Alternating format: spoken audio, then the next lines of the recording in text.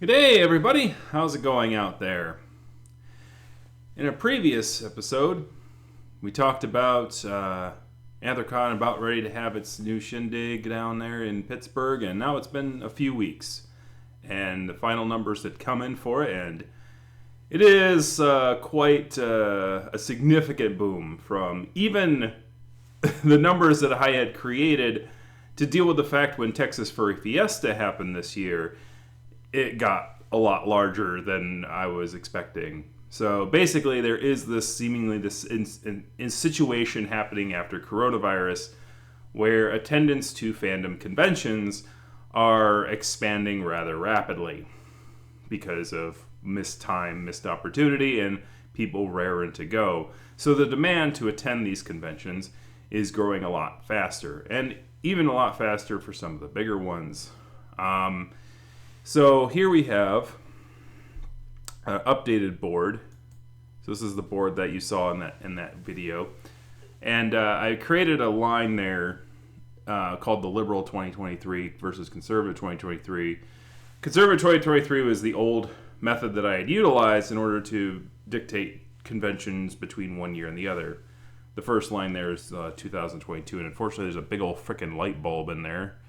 That kind of is obscuring some of those middle numbers, but they're not that important for this video. So in 2022, that's how many people attended.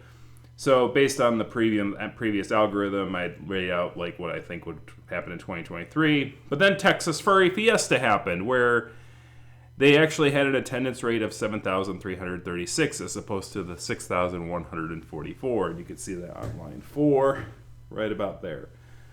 And at that point, I had decided to make an entire line based on Texas Furry Fiesta. And so, based on that new line, my Furry Week in Atlanta was pretty close, and I was pretty happy with it. Furry Week in Atlanta happened, and it announced that there was going to be 10,000. They announced that 10,328 people showed up, which was just basically very close. Was pretty close to what I had. It's only 200 off, right? So, very happy with that number and results. Anthrocon happened this year, though, and it showed that the Furry Week in Atlanta's growth, might have been it was still significant, and it definitely showed that the Texas Furry Fiesta was definitely leading the way with how large these things were going to expand. But Anthrocon's numbers show a whole new game for the very largest of conventions, and that is particularly for Midwest Fur Fest, and that is to be prepared. They had a 40% growth between their 2022 and their 2023 numbers. So they had a total of 13,644. Now, as a significant note, that is 3 larger than Midwest Fur Fest had in 2022. As you can see, that one's 13,641. So only 3 more people attended Anthrocon this year. But it still, quote-unquote, makes it the largest furry convention in the world for about 6 months. Because statistically, and this is why I kind of don't do that whole thing where a lot of other people do that, where they're like, "Whoa, Anthrocon's the biggest furry convention in the world again." Ha ha ha! It's like, yes, for like 6 months, and to me, it's not really fair to dictate that one convention overtook another convention simply because they fall earlier in the year. If you've ever grown up with like a sibling or anything like that, it's sort of like when you're young, you're like, haha, brother or sister, I'm getting older and I'm catching up to you. And your older sibling's like, yeah, you keep believing that. You're never going to catch up to me.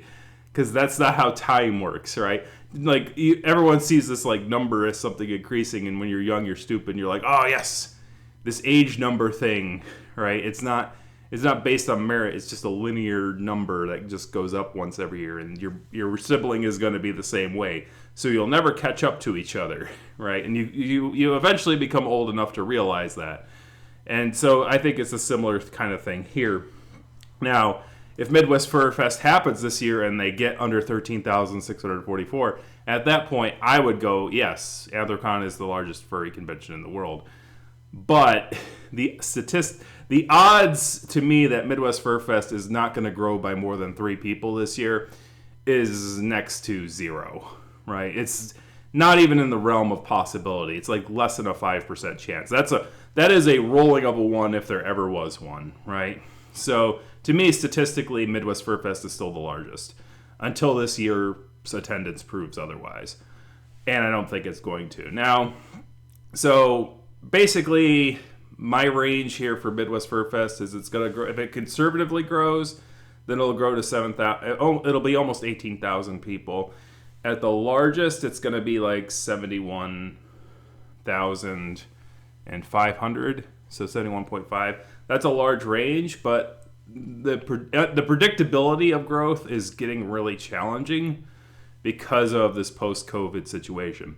As I said, it is a roaring 20s, and it almost is that in the literal sense, as I said in that other video, because it is after, like, because history rhymes at times. When you can see is, like, after, you know, the World War I and the World War flu happened, or AKA the Spanish flu.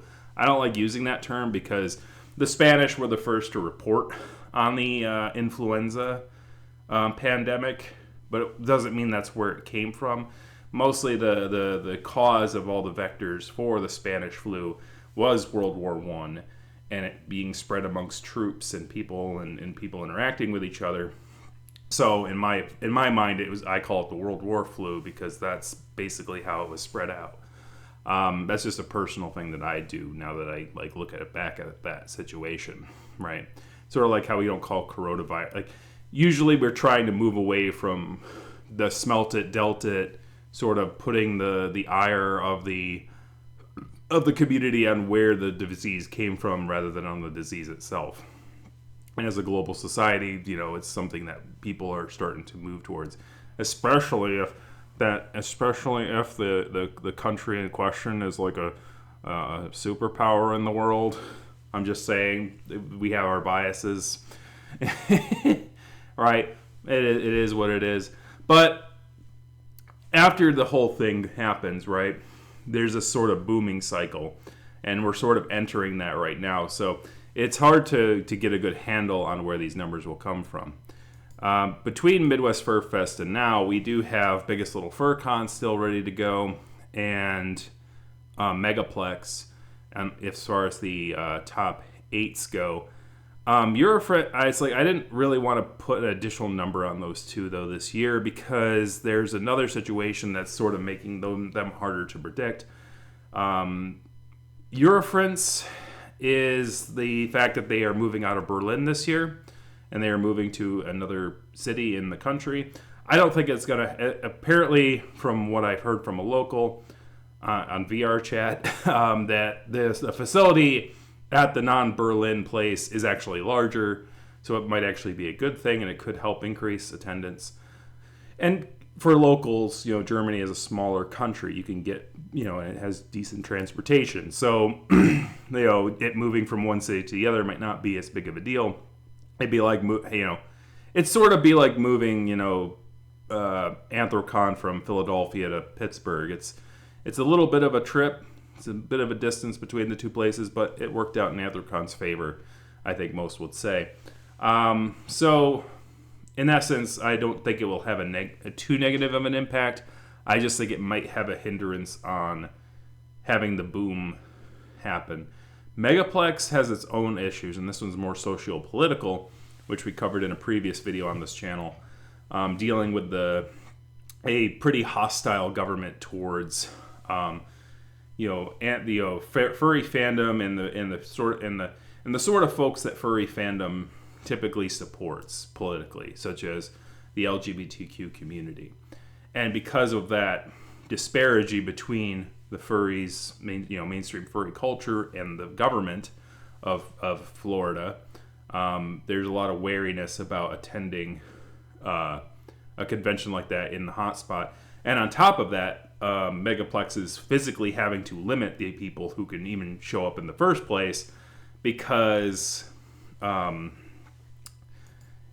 can't. They basically are disallowing people under the age of 18 from attending the convention, which they allowed in previous years. So whatever. I don't know what the percentage of that is compared to its previous things, but that's literally capping who can attend and who can't attend and who can count towards the attendance numbers. So that's obviously going to have a negative impact. But right now, I still have its attendance rate between 6,435 and 7,722. I would say if it is less than 6,400-ish, then we'll definitely see that there had been a negative impact because of the policies in Florida. Same with Eurofrints. If it's below 3,652, then we'll know that the moving sort of had an impact on their ability to grow. But I think that Eurofrints in Europe, I think that it's kind of it's harder for me to dictate, and especially as an American furry, I don't know the things like that over there. I'm sure it's just fine, but I'm not sure about how those things impact. This is definitely one of those years where at the end of the year, I'm going to have to do a full-on review of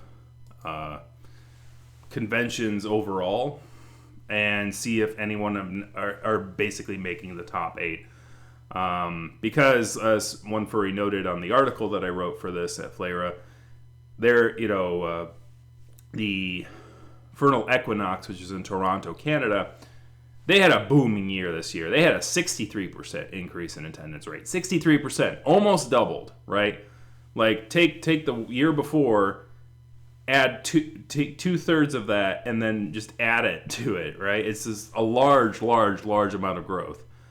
And, it's amazing that for as large of amount of a growth that is, there wasn't too many logistical issues. And there wasn't that many at Anthrocon this year either.